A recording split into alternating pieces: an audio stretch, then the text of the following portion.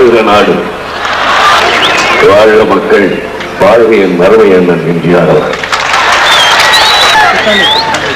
அருமை அண்ணனை பாராட்டு முகத்தான் கலை உலகம் ஒரு மாபெரும் விழாவினை எடுத்து இங்கே ஒரு மாபெரும் தமிழ் கூட்டத்தை உண்டாக்கி, அதற்கு முன்னால் இந்த மாநிலத்தை ஆளுகின்ற ஒரு தமிழ் தலைவனுக்கு கிடைத்த பட்டத்தை தங்களுக்கு கிடைத்ததாக நினைத்து வாயால் புகழாமல் உள்ளத்தின் அடித்தளத்திலிருந்து எழுகின்ற அன்பான வார்த்தைகளால் புகழ்ந்த மக்களுக்கு அண்ணனின் சார்பிலே நான் நன்றி தெரிவித்துக் கொள்கின்றேன்.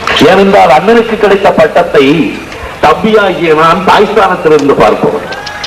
இந்த பொழுதுக்கும் தமிழனை சார்ந்தோன் என கேட்டதாய் அந்த இடத்திலே என்னை கொண்டு போய் வைக்கிறேன் தவறா?